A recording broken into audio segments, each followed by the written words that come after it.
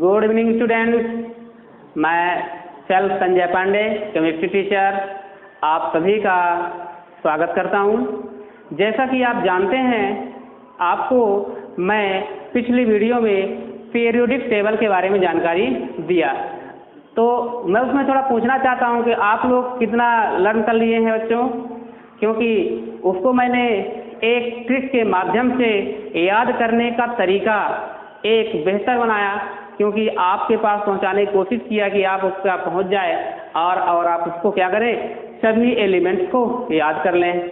तो मैं आपको तो दिया, लेकिन आप कितना याद कर पाए हैं बच्चों, तो आप बताइए, कमेंट करिएगा, क्योंकि मेरे को जानकारी होनी चाहिए आपको कितना याद हो गया।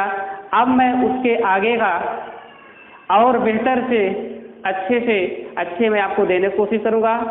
तो आज हम पढ़ते हैं ideal and non ideal solution के बारे में। तो मैं आपको जानकारी दे चुका हूँ, और ये भी कहा जाए कि ये बहुत ही इम्पोर्टेंट क्वेश्चन है, वेरी इंपॉर्टेंट क्वेश्चन बच्चों। क्यों कि ये पेपर में 2 नंबर क्वेश्चन या 3 नंबर क्वेश्चन भी बन सकता है, क्योंकि इसमें difference between ideal and non ideal solution है, और या तो definition of ideal and non ideal solution. तो यानी कहना चाहिए कि आदर्श और अनादर्श विलयन में आप अंतर भी बता सकते हैं, और आपको मैं डिफिनीशन बताऊंगा। तो चलिए हम डिफिनीशन स्टार्ट करते हैं। First definition, ideal solution. तो बच्चों, यदि आपको नोट करना होगा तो आप नोट भी कर सकते हैं। वे विलयन जो सभी सांद्रताओं और तापों पर, वे विलयन जो सभी सांद्रताओं और तापों पर राउल्ट के नियम का पालन करते हैं तथा जिनके बनने पर एंथैल्पी और आयतन में कोई परिवर्तन नहीं होता। क्या कहलाता है? आदर्श विलयन।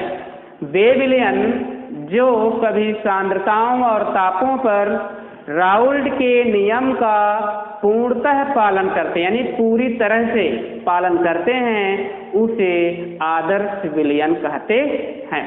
अच्छा, ये राउल्ट का नियम क्या है? तो मैं आपको एक इसका डेरिवेशन बताऊंगा, उसको अच्छे से डेरिवाइड, मतलब क्योंकि वो 4 नंबर का या 3 नंबर क्वेश्चन पूछा जाता है पेपर में, पहले 5 नंबर में आता था, फिर नंबर की कमी हुई तो वह 3 नंबर में डिवाइड हो गया है। तो मैंने आपको उसको राउल्ट के नियम को अच्छे से डिफाइन करूंगा।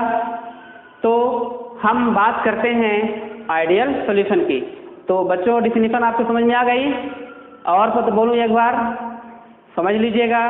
वे विलयन जो सभी सांद्रताओं और तापों पर राउल्ट के नियम का पूर्णतः, मतलब पूरी तरह से पालन करते हैं, उसे आदर्श विलयन या आइडियल सॉल्यूशन कहते हैं।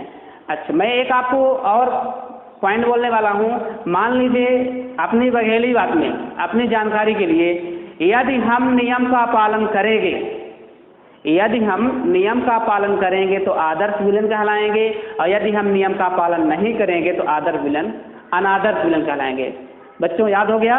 2 पॉइंट आप याद रखिए। यदि नियम का पालन किया जाएगा आइडियल सॉल्यूशन, यदि नियम का पालन यानी रूल का पालन किया जाए, किस रूल का? राउल्ट आदर्श नियम, यानी राउल्ट के नियम का, तो उसको अगर नहीं करेंगे तो अनादर्श। ठीक है बच्चों, तो डिफिनीशन समझ में आ गई। अब हम चलते हैं इसके एग्जाम्पल में। तो एग्जाम्पल क्या होगा बच्चों? एग्जाम्पल क्या होगा? एग्जाम्पल में देखिए क्या क्या है। समान प्रकार के, मतलब समान प्रकार के, जैसे अगर हम क्लोरोबेंजीन लेंगे तो ब्रोमोबेंजीन आपको है, यानी क्लोरोबेंजीन से संबंधित होना चाहिए। अगर एथिल क्लोराइड ले रहे हैं तो एथिल ब्रोमाइड हो जाए, यानी दोनों एक दूसरे के क्या होंगे? समान प्रकार के एग्जाम्पल होना चाहिए। तो देखिए एग्जाम्पल में क्या आएगा। पहला एग्जाम्पल आप लिख लीजिए, एथिल ब्रोमाइड और एथिल आयोडाइड। क्या होगा? एथिल ब्रोमाइड और एथिल आयोडाइड। एथिल ब्रोमाइड और एथिल आयोडाइड, ये एक एग्जाम्पल हो गया। अगर आपको फार्मूला ना पता हो तो मैं फार्मूला भी लिख देता हूँ। एथिल का सूत्र हो जाएगा C2H5Br प्लस C2H5I। ये देखो दोनों सेम प्रकार के हैं, सेम टाइप के हैं। क्यों कहा जाए सेम टाइप? क्योंकि एथिल यहाँ भी है तो एथिल यहाँ भी है, Br यहाँ है तो हाइड्रोजन ग्रुप के Br जुड़े हुए हैं। हाइड्रोजन ग्रुप में फ्लोरीन, क्लोरीन, ब्रोमीन, आयोडीन आता है। तो समझ में आ गया पहला बच्चों एग्जाम्पल। दूसरा एग्जाम्पल देखिए, बेंजीन प्लस टॉलुइन। दूसरा क्या होगा? Benzene plus toluene. तो बेंजीन प्लस टॉलुइन में क्या हो जाएगा? देखिए बेंजीन का फार्मूला क्या होगा? C6H6 plus C6H5CH3। अगर टॉलिन का स्ट्रक्चर आपको बनाना है तो ये देखिए टॉलिन का मैंने स्ट्रक्चर भी बना दिया। ये देखिए टॉलिन है। आइए बेंजीन की बात करूंगा तो क्या हो जाएगा? ये बेंजीन का स्ट्रक्चर बनने वाला है। ये आपका बेंजीन भी बन गया। बच्चों थोड़ा सा नोट करना है आपको, क्योंकि जब तक इनका नाम नहीं याद कर पाएंगे, आप इनके फार्मूला को याद नहीं करेंगे तो आपसे ऑर्गेनिक केमिस्ट्री थोड़ा समझने में प्रॉब्लम होगी।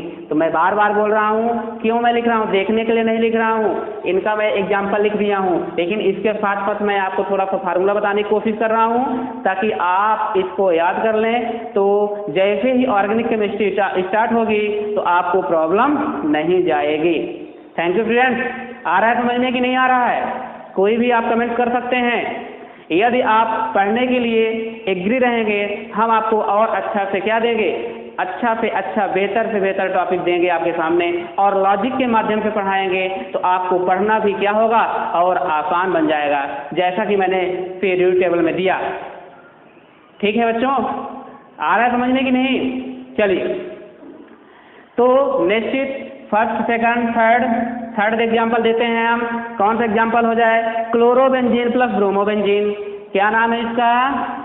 Chlorobenzene plus bromobenzene. Chlorobenzene plus bromobenzene, इसका फार्मूला मैं आपको बता दूं तो लिख लीजिए। क्लोरोबेंजीन का मतलब क्या हो जाएगा? बेंजीन के ऊपर अगर एक Cl जुड़ जाता है तो उसको हम बोलते हैं क्लोरोबेंजीन, और बेंजीन के ऊपर अगर Br जुड़ जाएगा तो नाम हो जाएगा ब्रोमोबेंजीन। आप यह समझने की कोशिश करिए कि दोनों समान प्रकार के एग्जाम्पल मिल रहे हैं। यदि समान प्रकार का एग्जाम्पल है तो मतलब आइडियल सॉल्यूशन है, यदि समान प्रकार के एग्जाम्पल नहीं है तो नॉन आइडियल सॉल्यूशन। तो मैं आपको मतलब लॉजिक बता रहा हूँ। क्लोरोबेंजीन का स्ट्रक्चर देख लीजिए। सूत्र कैसे होगा? सूत्र आपका हो जाएगा क्लोरोबेंजीन का, ये आप इसका है, ये इसका है, ये मैं आपको इसका बताने वाला हूँ। देखिए क्लोरोबेंजीन का मतलब C6H5Cl। स्ट्रक्चर मैं यहीं बना देता हूँ एक, ये देखिए क्लोरोबेंजीन का मैंने स्ट्रक्चर बना दिया। प्लस ब्रोमोबेंजीन का सूत्र क्या हो जाएगा? C6H5Br, और ब्रोमोबेंजीन का स्ट्रक्चर मैंने यहाँ बना दिया। ब्रोमोबेंजीन का स्ट्रक्चर मैंने यहाँ भी बना दिया। आप इसको भी नोट कर लीजिए बच्चों। ये आपका देखिए Br बन जाए। ये नाम है ब्रोमोबेंजीन, नाम यहाँ लिखा हुआ है। डाउट आपको नहीं होना है, क्योंकि मैं आपको एक साथ दो काम बता रहा हूँ। न्यूमेरिक मतलब एग्जाम्पल के साथ साथ आपको फार्मूला भी बताने की कोशिश कर रहा हूँ। इसके बाद एक और एग्जाम्पल दे देता हूँ आपको, N-हेक्सेन प्लस N-हेप्टेन। चौथा एग्जाम्पल होगा N-हेक्सेन प्लस N-हेप्टेन। ठीक बच्चों, इसका फार्मूला सूत्र देखिए। N-हेक्सेन का सूत्र क्या होगा? C6H। हेक्सेन का मतलब क्या होगा? 6 कार्बन। 6 कार्बन को हाइड्रोजन बताने के लिए मैं आपको ट्रिक, अभी तो मैं ट्रिक नहीं बताया क्योंकि उसको भी याद करने का अच्छा ट्रिक बनाया हूँ, आपको नेक्स्ट वीडियो में बताऊंगा। हेक्सेन का सूत्र होगा C6 और H14। 6 कार्बन है तो 6 कार्बन को हाइड्रोजन की संख्या को बताने के लिए आप क्या करिए? कार्बन की संख्या को डबल करके 2 जोड़ दीजिए, तो 6 दूनी 12, 2 14। तो यानी क्या हुआ? हाइड्रोजन की संख्या कितनी आ गई? C6H14 प्लस N, अब क्या हो? हेप्टेन का है तो C7H7 में 14, 15, 16 आपका हो गया। ये देखिए फार्मूला निकल के आ गया। हालांकि इसके पास मैं आपको एल्केन, एल्कीन, एल्काइन के बारे में अलग से बताऊंगा। CnH2n+2 रहेगा तो एल्केन कहलाएगा।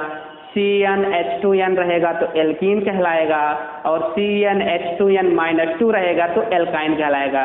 तो मैं आपको ऑर्गेनिक केमिस्ट्री को समझाऊंगा अच्छे से ट्रिक के माध्यम से। Methane, ethane, propane, butane, pentane, hexane, heptane, octane, नोनेन, decane, इनको याद करने के लिए आपको एक अच्छी ट्रिक बताऊंगा।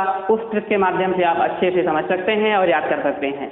तो अभी यहाँ पे इतनी की आवश्यकता थी तो मैं इसको बता दिया हूँ। ये आपका क्या हुआ, चौथा नंबर का हुआ। तो इधर साइड एग्जाम्पल, उधर साइड फार्मूला।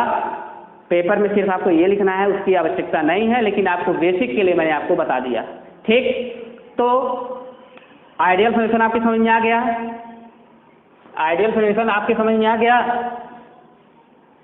देखिए ये आइडियल सॉल्यूशन था, आपके अच्छी तरह समझ में आ गया होगा।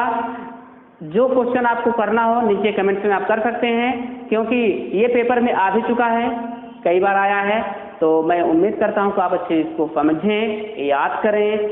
और याद आपको ऐसा नहीं करना है बच्चों, थोड़ा समझ करके याद करना है। मैंने आपको क्या दिया, एक छोटी सी कहानी बताया कि यदि हम आपके नियम का पालन करेंगे तो हम राउल्ट के नियम का पालन करते हैं तो आदर्श हैं, यदि राउल्ट के नियम का पालन नहीं करते तो अनादर्श हैं।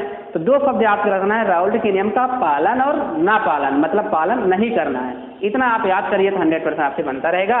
हम इसको मिटाते हैं, सेकंड पॉइंट स्टार्ट करते हैं। तो स्टूडेंट समझ में आ रहा है ना? कोई कमेंट करो कि सर ऐसे पढ़ाइए, थोड़ा और धीरे पढ़ाइए, या स्पीड पढ़ा रहे हैं तो आप थोड़ा बताइए कि और धीरे पढ़ाएं, या धीरे पढ़ा रहे हैं तो और तेजी से पढ़ाएं।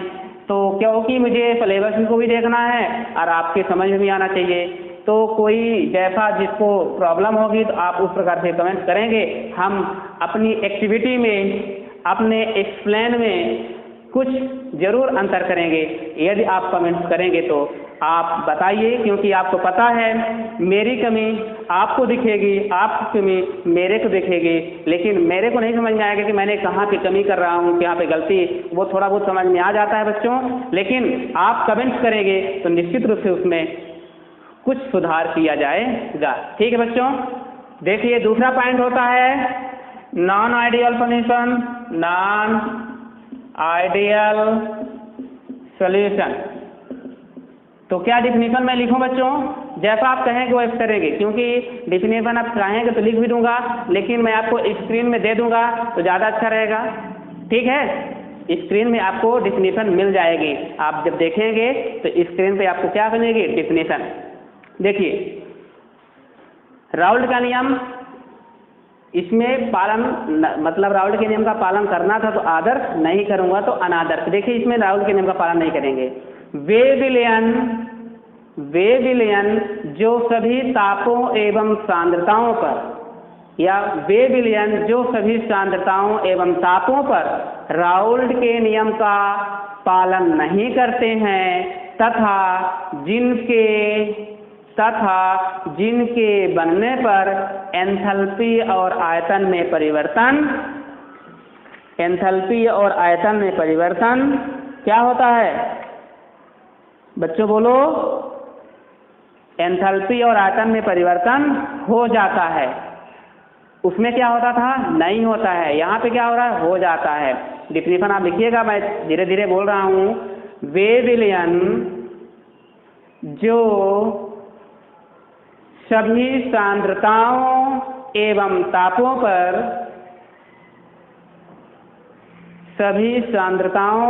तापों पर राउल्ट के नियम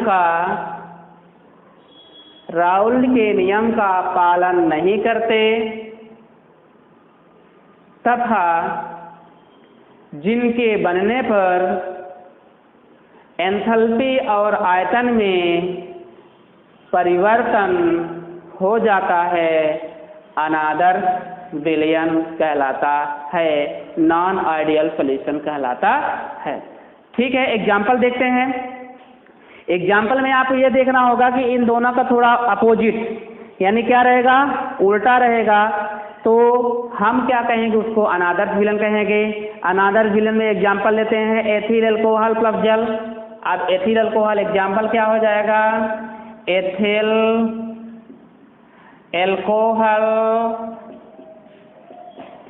एल्कोहल प्लस जल। देखिए बच्चों क्या दोनों एक जैसे हैं? नहीं है। अगर हो तो बताइए, क्योंकि यहाँ पे एथिल अल्कोहल है तो यहाँ भी होना चाहिए प्रोपिल अल्कोहल होना चाहिए ना, लेकिन नहीं है। यहाँ पे क्या आ गया? जल। इसका मतलब क्या हुआ? सेम नहीं है, और सेम नहीं है तो अनादर सिविलियन कहलाएगा। आप यहाँ पे पहचान भी सकते हैं। और इसका फार्मूला मैं लिखना चाहता हूँ तो लिख लीजिए आप। एथिल अल्कोहल का सूत्र क्या हो जाएगा? C2H5। अच्छा बच्चों, एक बात और ध्यान रखना, C2H5OH प्लस H2O पानी, ये आपका एथिल अल्कोहल जानते हैं किसका सूत्र है? अल्कोहल का सूत्र है। शराब, बियर, विस्की जो है दारू, इसी का फार्मूला है C2H5OH, यानी उसी को वो क्या बोलते हैं केमिस्ट्री की भाषा में? Ethyl alcohol. तो बच्चों ये पहला एग्जाम्पल था। दूसरा एग्जाम्पल देखिए, दूसरा एग्जाम्पल देखिए, benzene plus chloroform. Benzene plus chloroform. Chloroform का सूत्र बताएंगे कोई? 12th में है बच्चे, बहुत पूरा सूत्र आपको बताना चाहिए। फिर भी अगर नहीं बताते तो मैं इसका लिख देता हूँ। बेंजीन का सूत्र C6PH6 प्लस क्लोरोबेंजीन का, क्लोरोफॉर्म है क्लोरोबेंजीन, क्लोरोफॉर्म है, क्लोरोफॉर्म का सूत्र क्या होगा? CHCl3। ये देखिए क्लोरोफॉर्म का भी सूत्र मैंने लिख दिया। ये क्लोरोफॉर्म वही है, इसकी स्मेल क्या कर देती है? सीधे बेहोश को उत्पन्न कर, मतलब बेहोशी आ जाती है। आप मार्केट में उपलब्ध है लेकिन आपको जाना नहीं है, फिर भी आप जानते रहिए कि ये CHCl3 क्या है? एक नशीली दवा है। इसको सूंघने पर या इसको सुंघाने पर क्या होता है? बेहोशी आ जाती है। तो ये आपका रहा क्लोरोफॉर्म, ये रहा आपका बेंजीन। तो ये देखिए दोनों क्या एक जैसे हैं? अगर क्लोरोफॉर्म यहाँ पे है तो यहाँ पे आइडोफॉर्म होना चाहिए, यदि यहाँ पे बेंजीन है तो यहाँ पे क्लोरोबेंजीन होना चाहिए, तो समान हो जाता। तो एक पहचानने का तरीका भी है। यदि आप AIEEE PET PMT में इस तरह का क्वेश्चन पूछा जाता है आइडियल और नॉन आइडियल को पहचानने के लिए, तो आप इस तरह से थोड़ा आप देख सकते हैं। यदि समान प्रकार के कंपाउंड्स होते हैं तो वह आदर्श विलयन होता है, यदि समान प्रकार का कंपाउंड्स नहीं होता है तो अनादर्श विलयन होता है। तो ये किस प्रकार के एग्जाम्पल है? अनादर्श विलयन के एग्जाम्पल हैं। इसके साथ साथ कुछ आपको मैं इनके विशेषताएं बता दूं। तो विशेषताओं में क्या हो जाता है बच्चों, थोड़ा नोट करना है तो आप नोट कर सकते हैं। विशेषताएं और गुण के बारे में पूछा जाता है कभी कभी कि इनकी क्या विशेषता होता है। तो विशेषता के बारे में मैं आपको नोट करा देता हूं। किसकी विशेषता है? आपको आदर्श विलयन की विशेषताएं हैं। किसकी? पहले आदर्श विलयन के गुण। आदर्श विलयन की शर्तें, कभी कभी शर्तों के नाम से पूछा जाता है। शर्तें, गुण, विशेषताएं जिस नाम से पूछे आप उसको बता सकते हैं। तो क्या है पहला नंबर? उसे राउल्ट के नियम का पालन करना चाहिए। पहला पॉइंट क्या होगा? उसे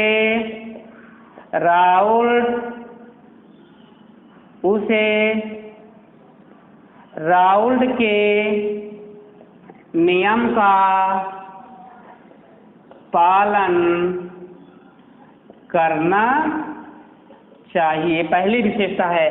राउल्ट के नियम का पालन करेंगे तो अर्थात क्या हो जाएगा? pH = pH standard XA, pH = pH standard XA। बच्चों ध्यान रखना, ये क्या है? फार्मूला एक है। तथा pH =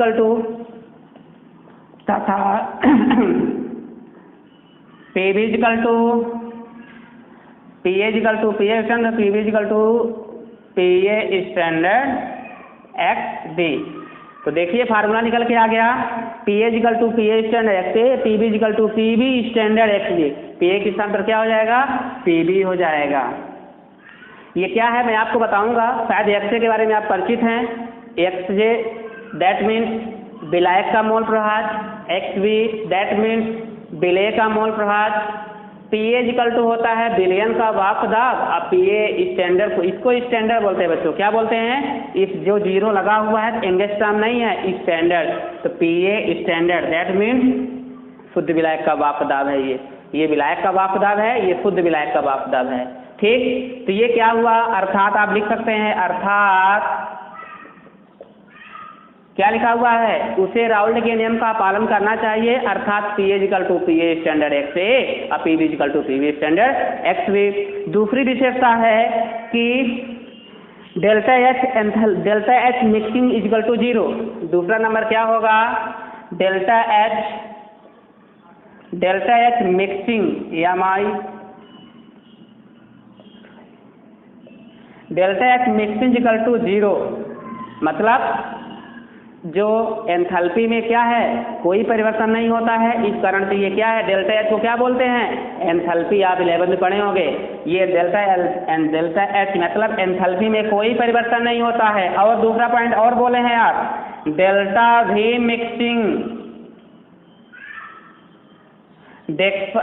मिक्सिंग बराबर 0, मतलब आयतन में भी परिवर्तन नहीं होता है, यानी उनके आयतन में कोई परिवर्तन नहीं हुआ और उनके एंथैल्पी में भी कोई परिवर्तन नहीं होता है। ये किसकी शर्तें हैं बच्चों, किसका, इसकी प्रॉपर्टीज भी कहा सकता है और विशेषताएं भी कहा जा सकता है। शर्तें जिस नाम से पूछा जाएगा उस नाम को आपको जवाब देंगे। ये 3 आपकी क्या हो गई, मैंने आपकी शर्तें बता दिया गया।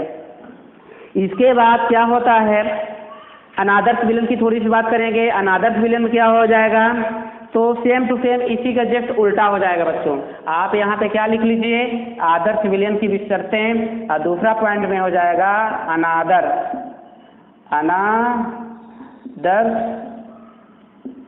विलयन की शर्तें या विशेषताएं। ठीक है, तो अनादर्श विलयन की जो शर्तें होंगी मैं इसी को बताऊंगा। यहाँ पे आप इसको मैं मिटा रहा हूँ। तो देखिए पहला पॉइंट, इसे राउल्ट के नियम का पालन क्या होगा, नहीं करना चाहिए, यानी राउल्ट के नियम का पालन करना चाहिए लिखा है तो पालन नहीं शब्द लिख दीजिए। क्या है, पालन नहीं करना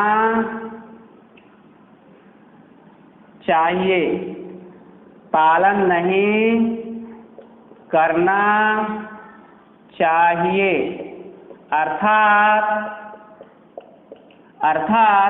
P A does not equal P A standard X A, P B does not equal P B standard X B के। आगे समझिए क्या, उसे, चाहे आप उसे लिखें या इसे भी लिखें, कुछ भी वर्ड आप यूज कर सकते हैं कंटेंट के अनुसार। उसे राउल्ट के नियम का पालन नहीं करना चाहिए, अर्थात P A does not equal P A standard X A तथा P B does not equal P B standard X B. तो एक्स बी क्या है बच्चों, विलेय का मोल प्रभाग है। तो अब आगे देखिए, ये किसकी शर्तें बता रहे हैं बच्चों, अनादर्श विलयन की शर्तें हैं। इनमें से आप पहला पॉइंट आपका ये आ गया, पहला पॉइंट आपका ये आ गया। दूसरा पॉइंट बात करता हूँ, इसे आप लिख सकते हैं हिंदी से, इसे एंथैल्पी में परिवर्तन क्या हो जाता है, हो जाता है। तो जब एंथैल्पी में परिवर्तन हो जाएगा तो कैसा परिवर्तन हुआ है, ये देखिए, delta H mixing does not equal 0। तो क्या हुआ, इसमें एंथैल्पी में परिवर्तन हो गया, ये देखिए परिवर्तन हो गया, डज नॉट इक्वल आया। तीसरी विशेषताएं मैं आपको बोल रहा हूँ, इसके आयतन में भी परिवर्तन क्या होता है, हो जाता है। इसके आयतन में परिवर्तन क्या आया, डेल्टा भी मिक्सिंग डज नॉट इक्वल 0। तो ये क्या रहा है आपका आदर्श और अनादर्श विलयन की विशेषताएं हो गई। 3 मैंने आपकी विशेषता बताया, डेफिनेशन बताया, एग्जाम्पल बताया। तो आज मैं आपको आइडियल और नॉन आइडियल सॉल्यूशन के बारे में बताया। आप इसको अच्छे से नोट कर लीजिएगा, कॉपी में पढ़ लीजिएगा, और आप टेस्ट देने के लिए भी आप तैयारी बना लीजिएगा, क्योंकि हम ऑनलाइन टेस्ट भी आपका लेंगे। तो कोशिश ये करिए कि आप उसको पढ़ते रहिएगा। आई होप कि समझ पा गए होंगे आप पूरी तरह से। जो आपके क्वेश्चन नहीं समझ में आया है कि आप उसको कमेंट कर दीजिएगा, मैं उसको और अच्छे से समझाने की कोशिश करूँगा। लेकिन आप पढ़ने की पहले कोशिश करिए। तो आज के लिए इतना ही। आप इस वीडियो को देखें, समझें और अपने मित्रों को भी शेयर करें। Thank you students.